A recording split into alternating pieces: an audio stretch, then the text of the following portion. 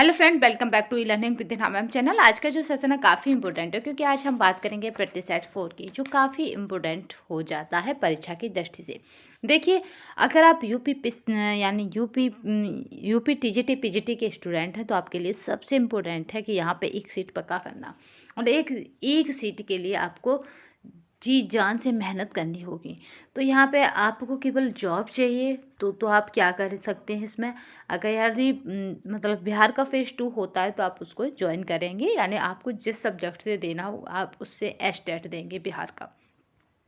क्योंकि इससे क्या होगा कि आपकी जैसे कहते हैं ना कि लाइफ बीमा करिए, इसी तरह से आप एक लाइन श्योर हो जाएगी कि आपको कहीं ना कहीं जॉब मिल जाएगी। तो यहाँ पे मैंने आपसे जुड़ी हूँ इसलिए मुझे लगा कि कहीं ना कहीं, क्योंकि देखिए जो वैकेंसी है वो सबके लिए उतनी ही है और सीट सबको चाहिए। तो ठीक है, A to Z को सीट चाहिए, यानी जो फॉर्म भरता है उसे सीट चाहिए ही चाहिए। तो ऐसे कंडीशन में हो जाता है कि हमारे पास एक नहीं, हमारे पास दो दो हथियार हों जिनसे हम वहाँ तक यानी विजेता बन सकें। तो चलिए आज के मोटिवेशन कोट के साथ हम अपने प्रैक्टिस सेट को शुरू करते हैं। ये था हमारा मतलब जो मुझे लगा कि मुझे आपके साथ डिस्कस करना चाहिए। देन मैं शॉर्ट वीडियो बना के आपको बता दूंगी कि क्यों मैंने इस तरह का कहा है, और शॉर्ट वीडियो के माध्यम से ये भी बता दूंगी कि किस तरह आपको अपनी प्रैक्टिस करनी है। क्योंकि एक कमेंट बॉक्स में आया था कि मैम ये बताइए कि किस तरह हमें प्रैक्टिस करनी है, एक शॉर्ट वीडियो बना दीजिए। तो सॉरी, मैं भूल गई थी, बट मुझे आज याद आ गया है। तो मैं क्या करूँगी, आपको कल तक ये अवेलेबल करा दूंगी या आज शाम तक कि आपको किस तरह से ये करना है। देखिए, वैसे प्रैक्टिस सेट मैं आपको भेजती जा रही हूँ आंसर की, उसकी क्या करती हूँ मैं शाम को भेज देती हूँ, सुबह प्रैक्टिस सेट भेज देती हूँ। तो उससे होगा क्या कि आप ओमआर सीट में से लगा कर देख सकते हैं कि आपका स्कोर कितना आ रहा है। अगर फिर भी आपको कोई कन्फ्यूजन है या किसी भी तरह का XYZ एक्सक्यूज़ है तो आप मुझे से शेयर कर सकते हैं। तो चलिए आज का मोटिवेशन कोड जो आपको ऊर्जावान रखेगा तथा औरों से बेटर तथा अलग करने के लिए आपको प्रेरित करता रहेगा। क्योंकि आपको पता है, सिंह बनो सिंहासन की चिंता मत करो, क्योंकि आप जहाँ होंगे सिंहासन वहाँ होगा। तो चलिए यहाँ पे स्टार्ट करते हो, क्योंकि आप जिस जिस कदम या जिस जिस डगर से निकलेंगे मुसीबतें आती हैं और आती रहेंगी। ये सबके साथ होता है नॉर्मली, तो आपके साथ भी होगा। तो चलिए, क्योंकि आप किसके लिए निकले हैं, विजेता होने के लिए। जब आप जीतने की चाह में निकलते हैं तो आपको ढकेलने वाले हजारों हो जाते हैं। तो इसकी परवाह ना करके आप जीतने की चाह की परवाह करिए तो जीतते चले जाएंगे। चलिए, यहाँ पे पहला क्वेश्चन कह रहा है कि एक कार पहले घंटे में कितना, तो यहाँ पे 34.3, ठीक है, 34.3 किमी। तो आप 34.3 किमी, और दूसरे घंटे में कितना है तो 56.2। तो इस तरह से ही आपको पेपर में लिखना है। और तीसरे घंटे में ये कितना, तो 46.73। इतना क्या है, किमी यानी किलोमीटर चली। तो उसने कितनी दूरी तय की, यानी हमको इसका क्या करना है, प्लस करना है और टोटल बताना है। तो यहाँ पे अगर हम प्लस करें तो 3 की 3 ही हो जाती है, क्योंकि ये इसके ऊपर और कोई अंक है ही नहीं। तो यहाँ पे 7 और 9, ठीक है, यानी 7 और 2 9, 9 और 3, तो यहाँ पे याद रखेंगे 12, 12 की 2 हाथ जुलाई 1, ठीक, इस तरह से हो जाएगा। और उसके बाद चलते हैं तो यहाँ पे 6 जो दूनी 12, 12 और आपका फिर बच्चे कितने, तो यहाँ पे 13 14 15 16, और यहाँ पे एक क्या थी हमारे पास, कैरी थी, तो यहाँ पे हो जाएगा 17, ठीक है। 17 का फिर हमारे पास एक कैरी वापस आ जाएगी, तो यहाँ पे 7 हो जाएगा। फिर उसके बाद देखते हैं फिर क्या रहेगा, तो यहाँ पे 5, और यहाँ पे कितना लिखा था हमने, तो यहाँ पे कितना था, यहाँ पे 4 था, ठीक है। तो 5 और 4 9, 9 और 3 12, 12 और क्या था एक कैरी, तो ये हो गया 13। अब ये इतना हमारे पास टोटल आया। अब हमें बताना है कि ये हुआ कितना। तो ये 1 और 2, 2 अंकों के बाद पॉइंट है, तो 1 और 2, 2 अंकों के बाद पॉइंट लगा देंगे, तो ये हो जाएगा 137.23। तो चलिए नेक्स्ट क्वेश्चन को देखते हैं। हाँ, यहाँ पे है, खदानों के अतिरिक्त और किस प्रकार के खाली स्थानों का निर्माण विभिन्न संस्थाएं करती हैं। तो यहाँ पे खाली स्थानों के निर्माण की हो रही है, तो यहाँ पे हो जाएगा इनमें से सभी का, यानी कि घास के मैदानों का, खेलने के मैदानों का, पार्कों का। नेक्स्ट चलते हैं, स्वस्थ रहने के लिए व्यायाम आवश्यक है क्योंकि यह शरीर को बनाता है। तो यहाँ पे जो राइट आंसर हो जाएगा वो हो जाएगा क्रियाशील बनाता है। आकस्मिक घटना के समय प्राथमिक चिकित्सा दी जाती है, तो यहाँ पे जो राइट आंसर है वो क्या हो जाएगा, तत्काल दी जाती है। क्योंकि ये प्राथमिक चिकित्सा मतलब प्राथमिक चिकित्सा की बात करें तो ये वो चिकित्सा है जो दुर्घटना के समय तुरंत दी जाती है। एक व्यक्ति जिसके कपड़ों में आग पकड़ ली हो, यानी एक व्यक्ति है जिसके कपड़ों ने आग पकड़ ली है, उसकी मदद के लिए हमें नहीं करना चाहिए, यानी बाद बाकी सब करने चाहिए, बट जो ऑप्शन होगा वो नहीं करना चाहिए था। तो जल द्वारा आग को बुझाना, ठीक है। और यहाँ पे क्या है नेक्स्ट, तो दूसरा है उस व्यक्ति को चारों ओर दौड़ाना, दौड़ाएंगे तो आग और पकड़ती है हवा का संपर्क, यानी ऑक्सीजन का संपर्क पाकर। उसकी ओर जाते हुए कंबल, कालीन या कोट ले जाना, और यहाँ पे आहत को नहीं यहाँ पे क्या है, लुढ़काना। तो इनमें से जो ऑप्शन है उसमें से क्या हो जाएगा, उसको चारों ओर दौड़ाना, ये बिल्कुल ही गलत है। चलिए नेक्स्ट देखते हैं।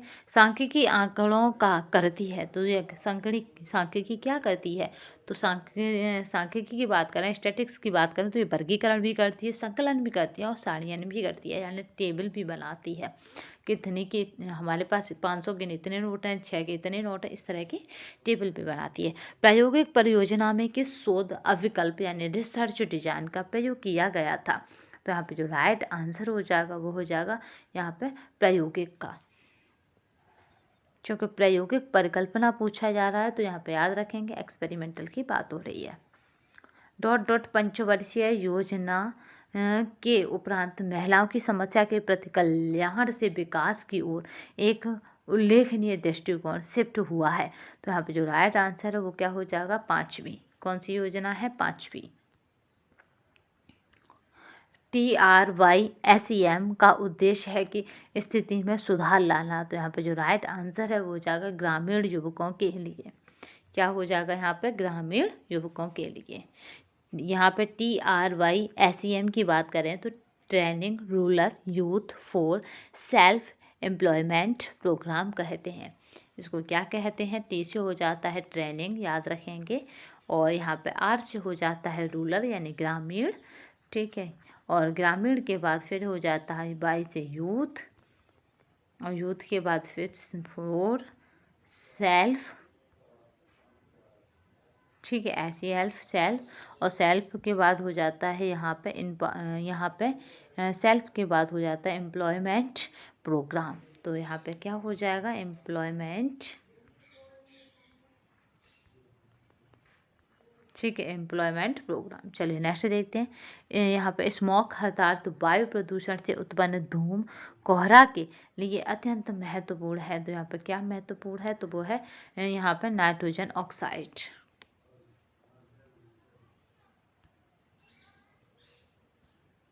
चलिए नेक्स्ट देखते हैं।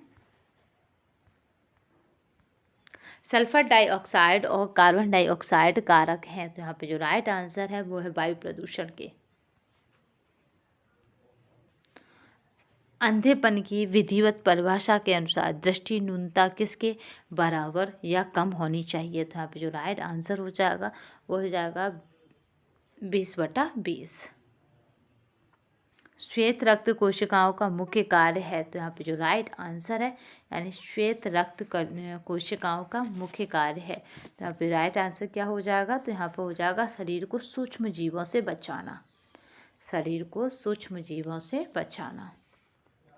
मस्तिष्क तथा रीढ़ रज्जु में पाई जाने वाली ऊर्जा कहलाती है, तो यहाँ पे जो राइट आंसर है स्नायु ऊतक कहलाती है। एक वयस्क मनुष्य के शरीर में WBC संख्या पाई जाती है, तो यहाँ पे जो राइट आंसर हो जाएगा वो कितना हो जाएगा, तो 5000 से 10,000।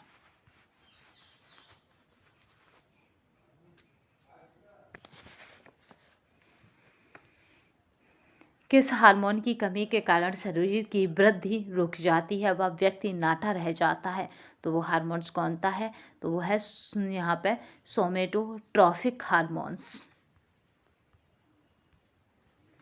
आंशिक रूप से बचा भोजन कहलाता है, तो यहाँ पे जो राइट आंसर है वो कायम कहलाता है, ठीक है। आंशिक रूप से पचा भोजन यानी ये पूर्णतः पचता नहीं है, पच जाता है। जब किसी कारण से फेफड़ों तथा ऑक्सीजन नहीं पहुंचती, फेफड़ों तक क्या है, ऑक्सीजन नहीं पहुंचती तथा ऊतकों को ऑक्सीजन नहीं मिल पाती है, तो उस स्थिति को कहते हैं। तो यहाँ पे जो राइट आंसर है वो हो जाएगा यहाँ पे एक्सिफिक्सिया कहा जाता है। मनुष्य के यहाँ पे क्रेनियम में कितनी हड्डियाँ उपस्थित होती हैं? तो यहाँ पे जो राइट आंसर है वो है 8 हड्डियाँ क्या है उपस्थित होती हैं। स्वस्थ शरीर में पेशियां सदा ही थोड़ी कसावट की स्थिति में रहती हैं ताकि प्रत्येक समय क्रिया के लिए तत्पर रहें, यह तत्परता कहलाती है। तो यहाँ पे राइट आंसर क्या है यहाँ पे, क्योंकि राइट आंसर की अगर बात की जाए तो वो हो जाएगा हमारा मसल, यहाँ पे मसल टोन कहलाती हैं।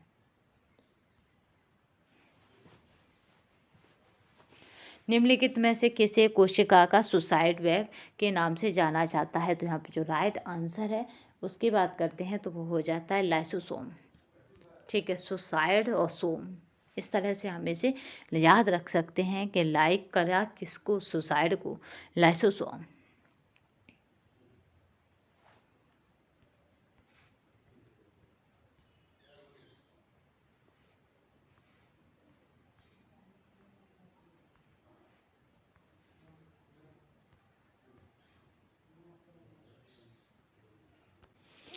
नेक्स्ट क्वेश्चन देखते हैं। ध्यान से सुनने की क्रियाओं को सही क्रम में लिखिए। तो जो ध्यान से सुनने की क्रियाएं अगर उनका सही क्रम देखें तो पहले हम क्या करते हैं, पहले हम चीज़ों को ध्यान से सुनते हैं। यानी यहाँ पे बात करते हैं कि पहले हम क्या करेंगे, पहले हम ग्रहण करना, ठीक है, उसके बाद क्या करना है समझना, और समझने के बाद अगर कहा जाए तो याद करना, फिर याद करने के बाद कहा जाए तो प्रतिक्रिया करना, और प्रतिक्रिया के बाद देन मूल्यांकन करना। तो यहाँ पे जो ऑप्शन बनेगा वो बनेगा ए।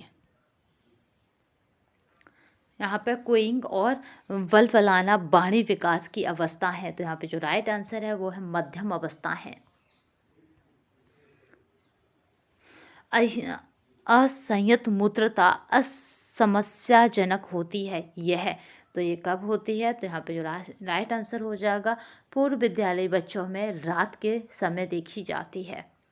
तो विद्यालय से पहले के जो बच्चे होते हैं उनमें रात के समय ये देखी जाती है, वो बिस्तर गीला कर लेते हैं। सामाजिक स्त्रीकरण एवं सामाजिक विभाग से संबंधित है। तो यहाँ पे जो राइट आंसर है वो है जाति। किसके दूध में थोड़ी चीनी डाल दी जाए और कुछ वसा निकाल दी जाए तो यह माँ के दूध जैसा हो जाएगा। यानी चीनी ऐड कर दो और वसा की मात्रा कम कर दो तो वो दूध किसका हो जाएगा? तो वो बकरी का दूध हो जाता है, क्योंकि बकरी के दूध में वसा की मात्रा अधिक होती है।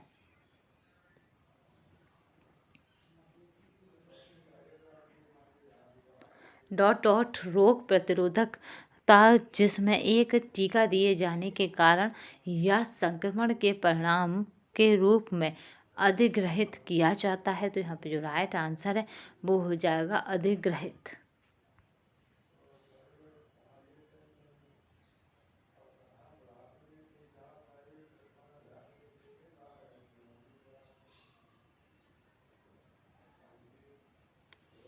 चलिए नेक्स्ट देखते हैं। कोलेस्ट्रॉल बहुत अच्छा होता है क्योंकि इसमें डॉट डॉट बहुतायत में होता है। तो यहाँ पे जो राइट आंसर है वो क्या हो जाएगा? तो प्रतिजीव।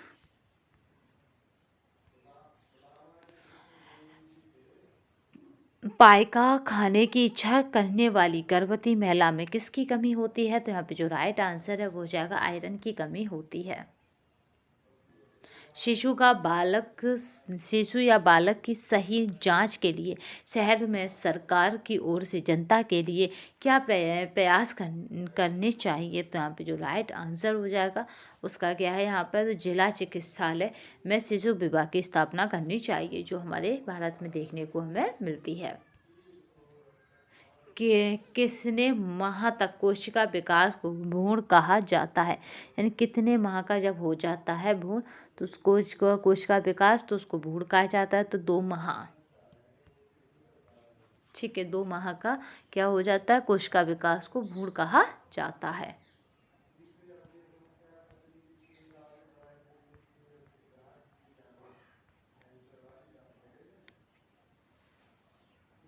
स्पर्मेटेड से शुक्राणु में परिवर्तन की प्रक्रिया डॉट डॉट कहलाती है। तो यहाँ पे जो राइट आंसर है वो क्या हो जाएगा, स्पर्मियोजेनेसिस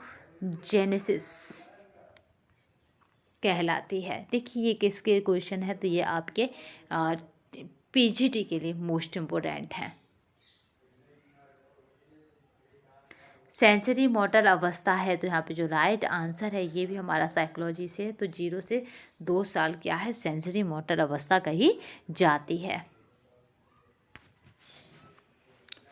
मनोवैज्ञानिक जिसने संज्ञानात्मक विकास के क्षेत्र में महत्वपूर्ण योगदान दिया वह है, तो यहाँ पे जो राइट आंसर है जीन पियाजे, जिन्होंने संज्ञानात्मक मनोविज्ञान के विषय में महत्वपूर्ण योगदान दिया।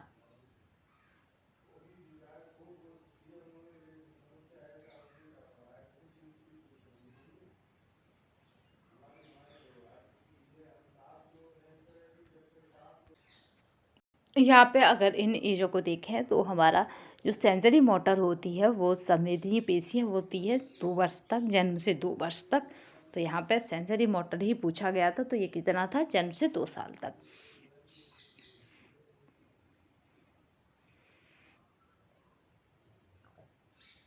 इसको यहीं पे पूरा डिटेल कर लेते हैं। तो यहाँ पे 4 अवस्थाएं इसकी बताई गई हैं, याद रखेंगे। और चारों ही अवस्थाएं किसने दी हैं, तो जीन पियाजे ने दी हैं। ठीक है, संज्ञानात्मक विकास को 4 अवस्थाओं में विभाजित किया है, जिसमें इसकी कौन सी, जन्म से यानी 0 से 2 वर्ष तक पहली अवस्था जिसको सेंसरी मोटर कहते हैं। फिर यहीं पे हो जाएगी 2 से 7 वर्ष तक इसको प्री ऑपरेशनल कहते हैं। फिर यहाँ पे आ जाती है 7 से 12, इसको क्या कहा जाता है, इसको कॉन्क्रीट कहा जाता है, कॉन्क्रीट। फिर इसके बाद आ जाती है हमारी 12 से 15, इसको क्या कहा जाता है, फॉर्मल कहा जाता है। तो इस तरह से जीन पियाजे के द्वारा ये दी गई थी। फिर नेक्स्ट भी क्वेश्चन किसका था, जीन पियाजे का था कि मनोवैज्ञानिक जिसने संज्ञानात्मक विकास के क्षेत्र में महत्वपूर्ण योगदान दिया, तो वो थे जीन पियाजे। निम्न में से किसने यहाँ पर समायोजन के सिद्धांत का प्रतिपादन नहीं किया है। बाद बाकी सबने किया है, बट किसने नहीं किया है समायोजन का यहाँ पे याद रखेंगे, समायोजन के सिद्धांत का प्रतिपादन, तो वो थे फ्राइड। बालक का जन्म ही अध्यापक की पाठ्य पुस्तक है। तो यहाँ पे याद रखिएगा, जो बालक है उसका जो मन है वही अध्यापक की क्या है, पाठ्य पुस्तक है। तो यह कथन किसका है, तो यहाँ पे राइट आंसर है रूसो का। रूसो कभी भी अपने समय में यानी अब रूसो कभी भी विद्यालय जाना पसंद नहीं करते थे या ना के बराबर गए थे। चलिए 37 देखिए, डॉट डॉट के अनुसार किशोरावस्था तनाव एवं तूफान की अवस्था है। तो यहाँ पे जो राइट आंसर है स्टेनेनो हॉल। मनोवैज्ञानिकों ने उत्तर बाल अवस्था को कहा है। तो यहाँ पे जो राइट आंसर है गैंग अवस्था। किस काल में बालक अधिकांश बातें घर वालों के अनुकरण द्वारा सीखता है। तो यहाँ पे जो राइट आंसर है वो हो जाएगा शैशवावस्था।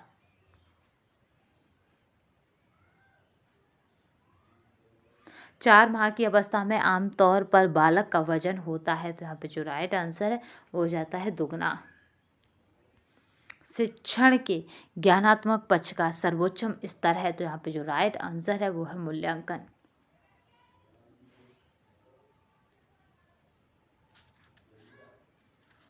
यहाँ पे कॉलबर्ग के अनुसार नैतिक विकास का सर्वप्रथम स्तर क्या है। तो यहाँ पे जो कॉलबर्ग महोदय हैं उनके अनुसार तो वह पूर्व कन्वेंशनल स्तर।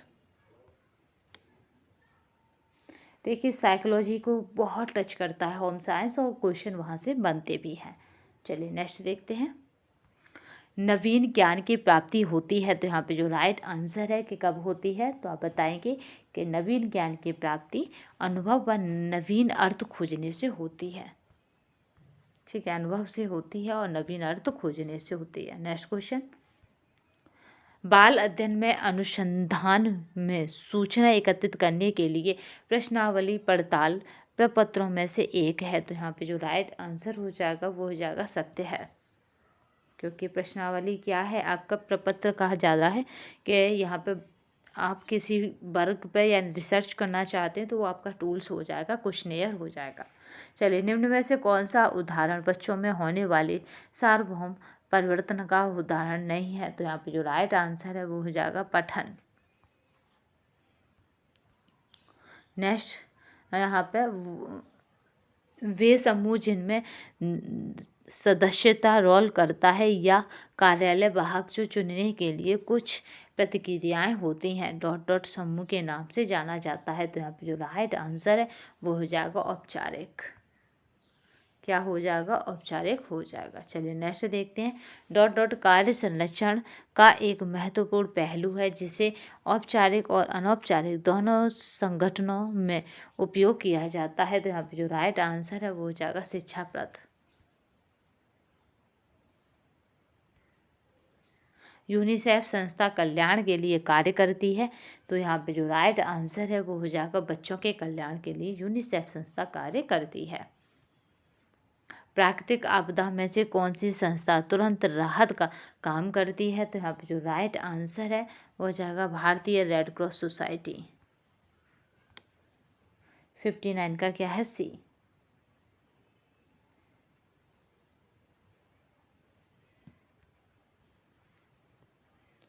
व्यक्तिगत समस्याओं के साथ साथ राष्ट्रीय समस्याओं के निदान जैसे जनसंख्या वृद्धि, रोग, चेचक, मलेरिया उन्मूलन, पर्यावरण सुरक्षा से सिंचाई एवं दवा वितरण, वयस्क शिक्षा, जन शिक्षा, पोषण संबंधी समस्याएं, स्त्री शिक्षा, टीकाकरण, जन्ममत आदि तक पहुंचना उद्देश्य है। तो यहाँ पे जो राइट आंसर है वो क्या है? यहाँ पे औपचारिक तथा अनौपचारिक दोनों शिक्षा के।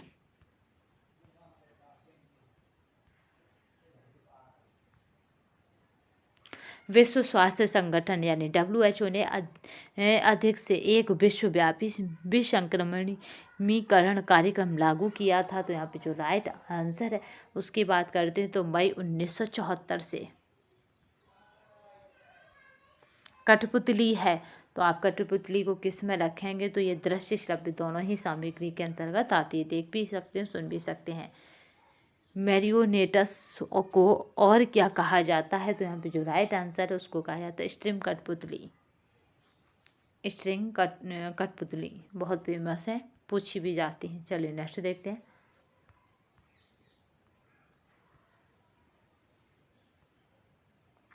संदेश भेजने वाले और प्राप्त करने वाले के बीच कड़ी को कहते हैं। तो यहाँ पे जो राइट आंसर है उसकी अगर बात की जाए तो वो होती है मध्यम। माध्यम कहा जाता है। डॉट डॉट प्राकृतिक बहुलक है। तो यहाँ पे जो राइट आंसर है उसकी बात करेंगे तो क्या हो जाएगा? प्रोटीन।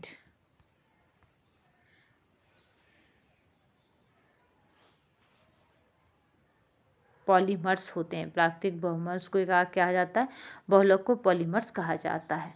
प्रसार एक शिक्षा है जिसका उद्देश्य उन लोगों की सोच व कार्यविधि में परिवर्तन लाना है जिनके साथ काम किया जाना है। यह परिभाषा दी गई है। तो यहाँ पे जो राइट आंसर है वो हो जाएगी डगलस एंजिमर। यहाँ पे डगलस की, ठीक है, याद रखिएगा, बस इतना आता है डगलस की।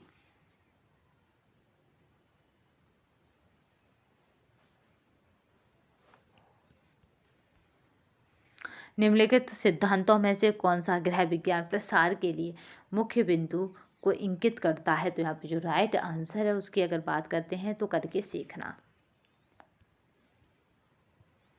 गृह विज्ञान विषय को अपने शुरुआती चरण में इनमें से क्या कहा जाता है? तो यहाँ पे जो राइट आंसर है उसको कहेंगे तो घरेलू विज्ञान हो जाएगा। यहाँ पे प्रे कलर चार्ट के आसपास के रंगों का उपयोग करने वाली योजना यह है। तो यहाँ पे जो राइट आंसर है उसको क्या कहा जाएगा? तो सदृश यानी एनालोगस है।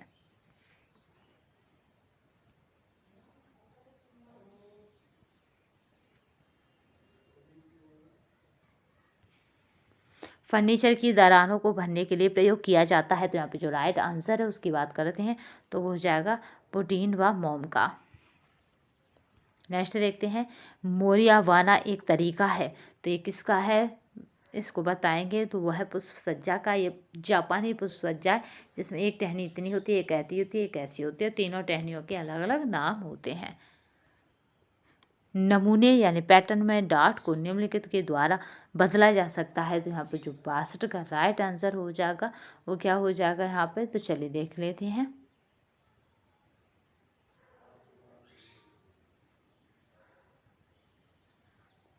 ठीक है, यहाँ पे 62 का जो राइट आंसर है वो क्या हो जाएगा, तो यहाँ पे किसके द्वारा, तो चुन्नट के द्वारा, और यहाँ पे क्या है, नियंत्रित सीवन के द्वारा। यहाँ पे सी राइट आंसर हो जाएगा।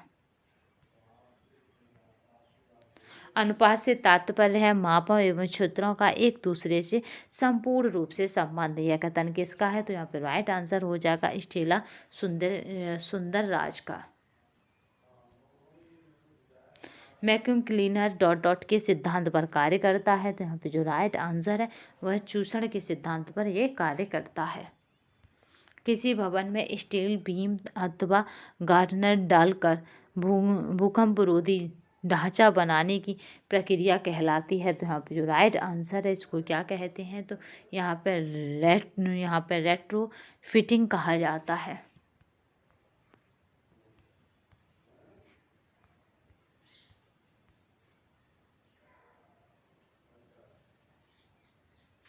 धन, समय तथा शक्ति तीनों की ही अधिक आवश्यकता होती है। तो यहाँ पे जो राइट आंसर है वो क्या हो जाएगा, तो याद रखेंगे जीवन चक्र की तृतीय अवस्था में। ठीक है, धन समय एवं शक्ति तीनों की अधिक आवश्यकता पड़ती है। अधिक पूछा है तो जीवन चक्र की द्वितीय अवस्था में, जब कपल्स क्या करते हैं, बच्चे उत्पन्न कर लेते हैं और फिर उन बच्चों की परवरिश करते हैं, तो वहाँ पे अधिक की आवश्यकता पड़ती है। यही कम की होती तब आप करते तृतीय अवस्था में, जब बच्चे बड़े हो जाते हैं और हम क्या करते हैं, सेपरेट रहना स्टार्ट कर देते हैं। आप कहें कि हम रिटायर होकर केवल पति पत्नी ही बाकी रह जाते हैं, वृद्धावस्था में होते हैं। पाथवे चार्ट किससे संबंधित है, तो यहाँ पे जो राइट आंसर हो जाएगा पेन और धागा से। परिवार की आय तथा व्यय पर नियंत्रण होना तथा आय का घर के सृजनात्मक कार्यों में व्यय करना गृह अर्थव्यवस्था कहलाता है। यह कथन किस अर्थशास्त्री की है या दिया है, तो यहाँ पे जो राइट आंसर होगा वो निखिल एवं डॉट्सी की। भारतवर्ष में परिवार नियोजन कब शुरू हुआ था, तो यहाँ पे जो राइट आंसर है वो हो जाएगा 1952 में। उपभोक्ता संरक्षण विधेयक कब लागू हुआ था, तो यहाँ पे जो राइट आंसर है वो हो जाएगा 6 जनवरी 1987 में।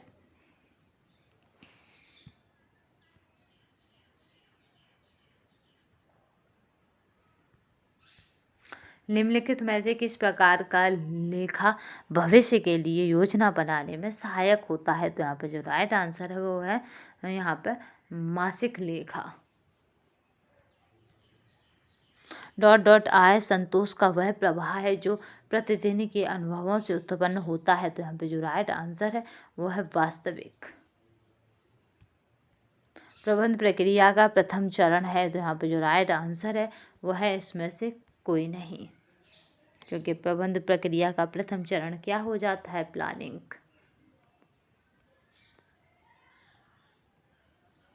गृह व्यवस्था प्रक्रिया का सबसे महत्वपूर्ण सोपान क्या है, तो यहाँ पे जो राइट आंसर है वो हो जाएगा आयोजन करना। किस लक्ष्य को परिवार प्रतिपादन कर पहले करता है परंतु यथार्थ में स्वीकारता बाद में है, तो वो कौन सा लक्ष्य है, तो यहाँ पे है दीर्घकालीन लक्ष्य। इसे पहले मतलब करता है और क्या करता है, स्वीकारता बाद में है। चलिए नेक्स्ट देखते हैं। पाठ्यचर्या नियोजन का सही अनुक्रम है, तो यहाँ पे जो राइट आंसर है वो हो जाएगा नेक्स्ट। यहाँ पे वो क्या हो जाएगा, अनुक्रम पूछा जा रहा है। यहाँ पे पाठ्यचर्या नियोजन का सही अनुक्रम है, तो यहाँ पे सही अनुक्रम में हमें लगाना है, तो वो हो जाएगा पाठ्यचर्या की ज़रूरतों पर विचार करना, ये हो जाएगा प्रारंभिक प्रायोगिक पाठ्यचर्या, और यहाँ पे डी हो जाएगा यहाँ पे आरंभिक पाठ्यचर्या का प्रयोग करना, और सी हो जाएगा यहाँ पे प्रायोगिक पाठ्यचर्या का मूल्यांकन करना। तो यहाँ पे आंसर हो जाएगा 70C का बी।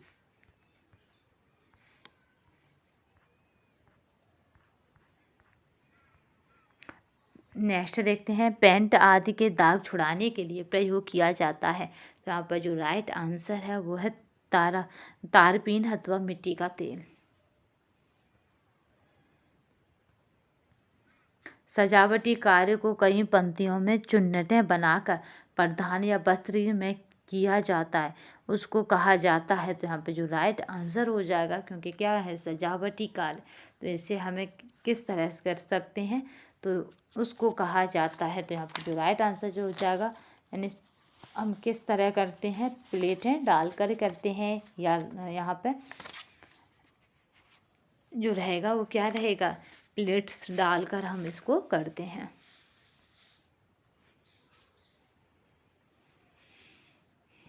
चलिए 79 को देखते हैं। कांथा कढ़ाई के लिए सही क्रम व्यवस्थित कीजिए। जो कांथा कढ़ाई उसका सही क्रम क्या है, तो यहाँ पे देख लेते हैं। सही क्रम में क्या है, व्यवस्थित करना है कांथा कढ़ाई को। तो पहले क्या करते हैं, कपड़ों का आकार एक समान करना है, फिर कई सीटों की एक सतह यानी लेयर बनाना है। देन उसके बाद क्या है, यहाँ पे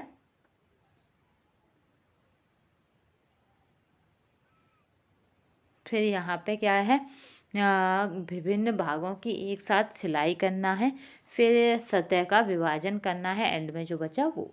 तो चलिए यहाँ पे देख लेते हैं कि क्या ऑप्शन बनता है।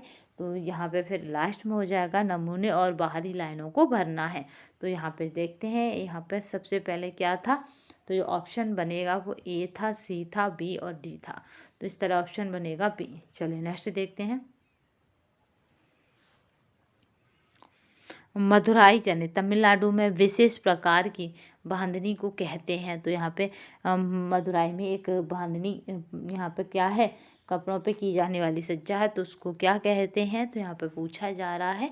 तो यहाँ पे 80 का जो राइट आंसर हो जाएगा वो उसे क्या कहेंगे, तो उसको कहा जाता है यहाँ पे सुनगंडी। आंसर बनेगा डी। कौन सुमेलित नहीं है, तो यहाँ पे जो राइट आंसर है, अगर उसकी बात की जाएगी कि कौन सुमेलित नहीं है, फुलकारी पंजाब है, मुरली लखनऊ है, और कसूती आपका लखनऊ है, जबकि काथा क्या है, ये सुमेलित नहीं है।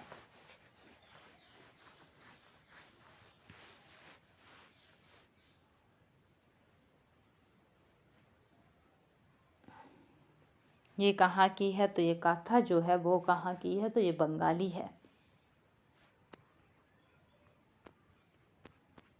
चूँकि बंगाली महिलाएं से बनाती हैं। बंगाली महिलाएं क्या करती हैं, उनकी मितव्ययी स्वभाव का एक प्रत्यक्ष साक्ष्य होती है काथा।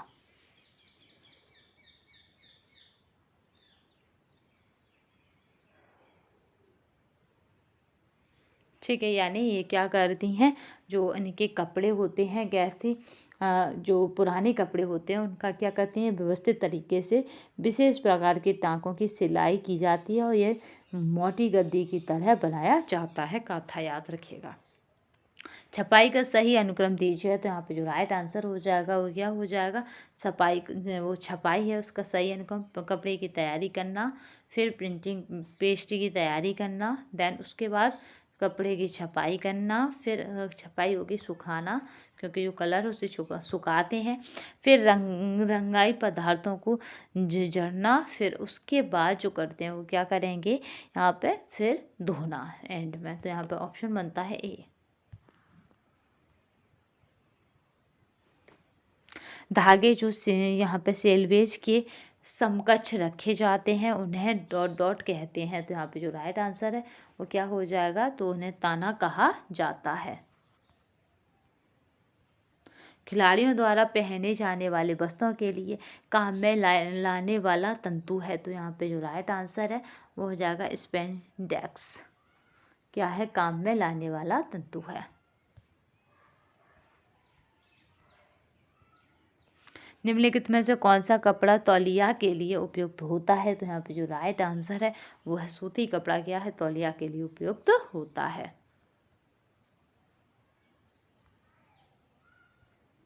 कपास के रेशे के उत्पादन का सही क्रम दीजिए। तो यहाँ पे जो राइट आंसर है वो क्या हो जाएगा कि कपास के रेशे का हमें क्या करना है, सही क्रम देना है। तो यहाँ पे सही क्रम की बात की जाएगी तो सबसे पहले क्या करते हैं, कपास की खेती करना है, देन उसके बाद भिगोने निकालना एवं गांठ बांधना है, फिर खोलना और आपस में मिलाना है, फिर उसके बाद क्या है यहाँ पे धुनना है, धुनने के बाद कंघी करना है और कंघी करने के बाद पुनी बनाना है और पुनी बनाने के बाद क्या होती है, इसकी कताई करना है, यानी आपको रील के फॉर्मेट में ये देखने को मिल जाता है। तो यहाँ पे जो राइट आंसर बनेगा वो क्या बन जाएगा, तो यहाँ पर राइट आंसर जो रहेगा वो रहेगा सी।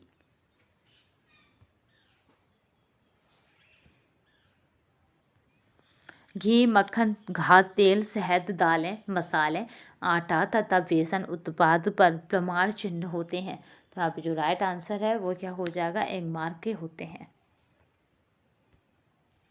सोने पर किसका प्रमाणिक चिन्ह होता है, ये आप हमें कमेंट बॉक्स में बताएंगे। नेक्स्ट देखते हैं, सरसों के तेल में अर्जिमोन तेल द्वारा मिलावट को किस परीक्षण द्वारा जांचा जा सकता है। तो यहाँ पे जो राइट आंसर है वो हो जाएगा नाइट्रिक अम्ल मिलाकर।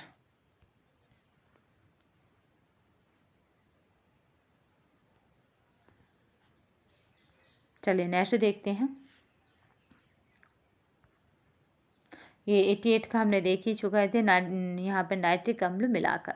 निम्न में से कौन सा पदार्थ खाद्य संरक्षण में प्रयोग किया जाता है। तो यहाँ पे 89 की बात करेंगे तो सोडियम बेंजोएट। राष्ट्रीय पोषणीय अनीमिया यहाँ पर प्रोफिलैक्सिस कार्यक्रम भारत में वर्ष डॉट डॉट में शुरू किया गया था। तो यहाँ पे जो राइट आंसर है वो हो जाएगा 1970 में। जब वजन सामान्य वजन से 30% अधिक होता है। तो यहाँ पे जो राइट आंसर है वो है मॉडरेट, यहाँ पे ओबेसिटी कहा जाता है। 30% क्या है, अधिक है, कम नहीं है।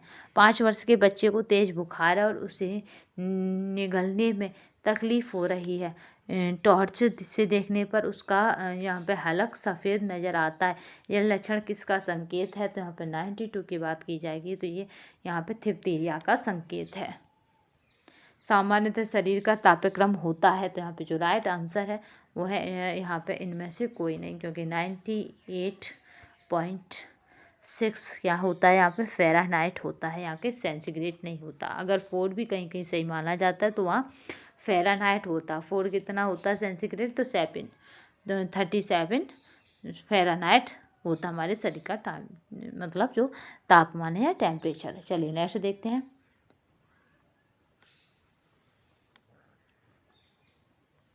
अचार सॉस उन व्यक्तियों के आहार में सम्मिलित नहीं करना चाहिए जिनकी डॉट डॉट की शिकायत है। तो यहाँ पे जो राइट आंसर है वो हो जाएगा अति तनाव की। अगर वो डिप्रेशन में रहते हैं तो हम अचार और सॉस वगैरह उनके आहार में ऐड नहीं कर सकते।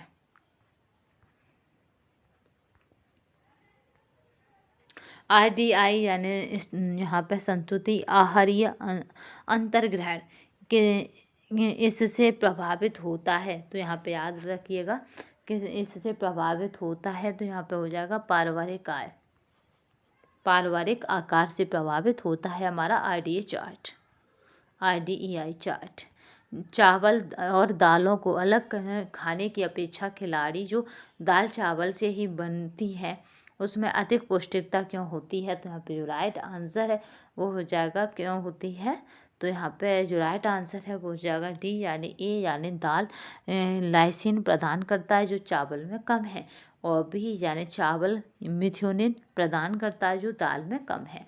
तो इस तरह से हम दाल चावल को क्या करते हैं, खाते हैं। गर्भावस्था में प्रोटीन की मांग बढ़ जाती है क्योंकि यहाँ पे जो राइट आंसर है गर्भस्थ शिशु के विकास के लिए। अतिसार के रोगी को भोजन देना चाहिए। तो यहाँ पे 98 का जो राइट आंसर है कम रेशा युक्त।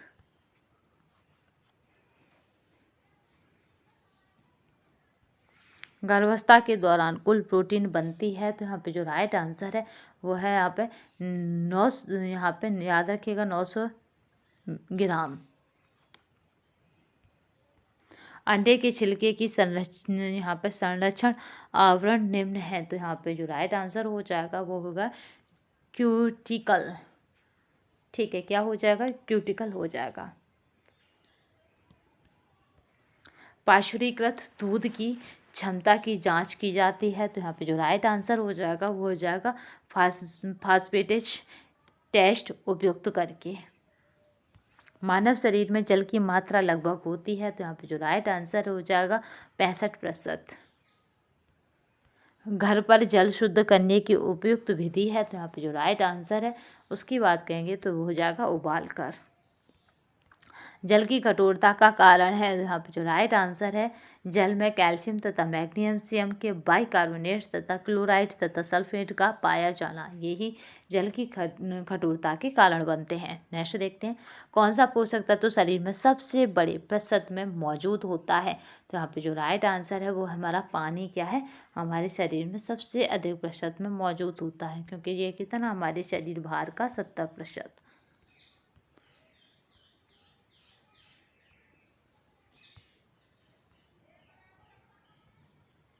एक भारतीय महिला की प्रतिदिन की लोहे की आवश्यकता है, तो यहाँ पे जो राइट आंसर है वो है हमारी कितनी है, तो यहाँ पे 30 माइक्रोग्राम प्रति किलो। सूची 1 और सूची 2 को हमें मिलाना है, और सूची 1 की बात की जाए तो लिकेट्स को अगर देखेंगे तो लिकेट्स क्या है, तो यहाँ पे कायोफोसिस है। लिकेट्स के बाद यहाँ पर फ्लोरेसिस की अगर बात की जाएगी तो फ्लोरेसिस क्या है, तो यहाँ पे मोटल्ड दांत है। और बेरी बेरी क्या है, तो यहाँ पे बेरी बेरी की अगर बात की जाए तो यहाँ पे बेरी बेरी की बात की जाएगी तो ये क्या हो जाता है, बेरी बेरी तो पैरास्थीसिया है।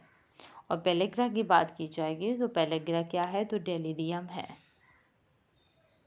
तो इस तरह से जो ऑप्शन बन जाएगा वो बन जाएगा क्या, डी।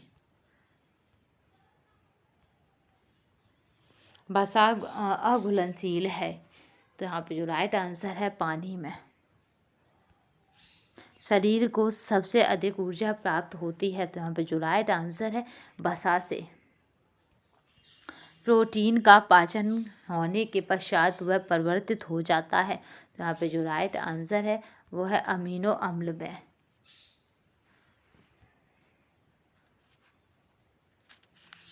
स्टार्च को शर्करा में बदलने वाले एंजाइम का नाम बताइए, तो यहाँ पे जो राइट आंसर हो जाएगा वो क्या हो जाएगा, तो यहाँ पे टाइलिन हो जाएगा।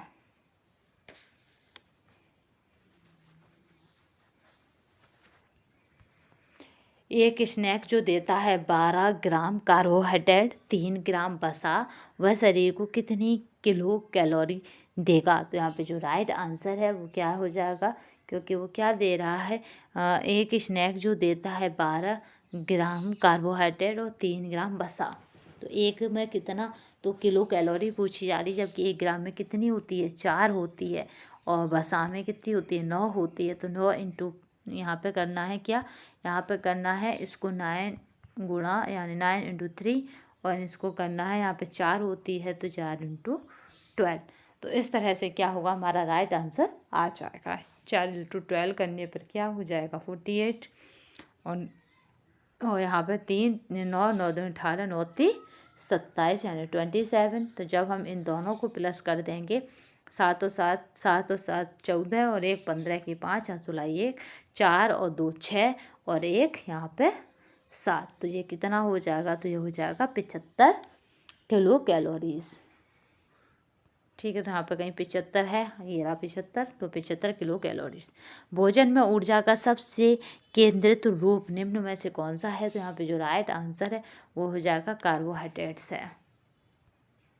निम्न में से मोटापे के कारण है, तो यहाँ पे जो राइट आंसर है, अगर मोटापे के कारण की पूछी जाती है तो ज़्यादा खाना खाना क्या है, मोटापे के कारण है। अपोषणीय पदार्थ जो भोज्य पदार्थों में उद्देश्यपूर्ण ढंग से मिलाए जाते हैं डॉट डॉट हैं, तो यहाँ पे जो राइट आंसर है वो है फूड, यहाँ पे एडिटिव कहा जाता है।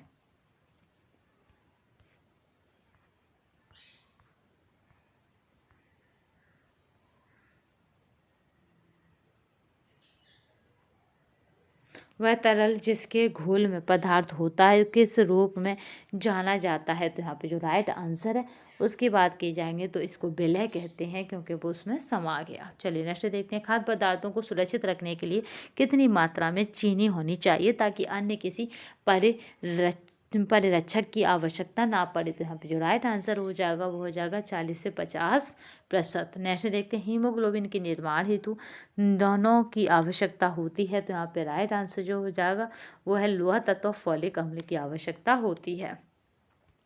नेक्स्ट देखते हैं, दूध के पाश्चुरीकरण किया जाता है। तो यहाँ पे जो राइट आंसर है उसकी बात करते हैं तो वो हो जाएगा सूक्ष्म जीवाणुओं को मारने तथा दूध को लंबे समय तक सुरक्षित रखने के लिए।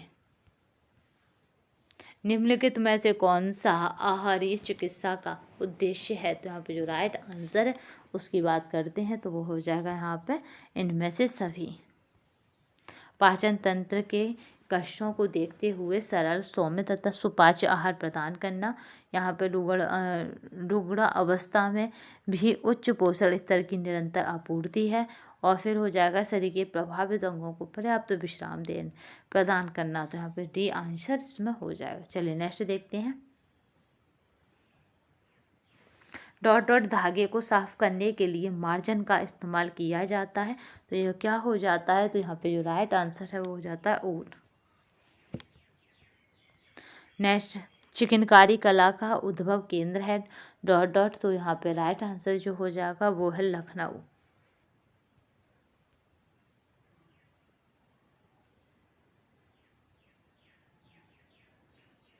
ठीक है, नेक्स्ट देखते हैं 123 का, स्ट्रॉबेरी या चेरी जैम को जमाने के लिए इसमें से मिलाया जाता है। तो यहाँ पे जो राइट आंसर है नींबू का रस मिलाया जाता है।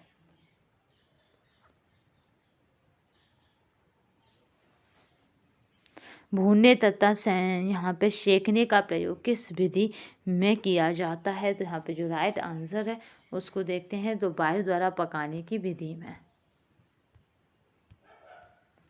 सूती कपड़ा जलता है तो उसमें से निकलती है। तो यहाँ पे जो राइट आंसर है क्या निकलती है। तो सूती कपड़ा यानी आप जब कॉटन को जलाएंगे तो उसमें से पीली लौ निकलेगी, यही इसकी पहचान है। देखिए करने को बहुत कुछ है अभी हम लोगों को जो करना बाकी है। देखिए यहाँ पे क्या है, कौन सा रेशा जलने पर वो किस तरह की लौ फेंकता है, इस तरह का भी क्वेश्चन बनता है।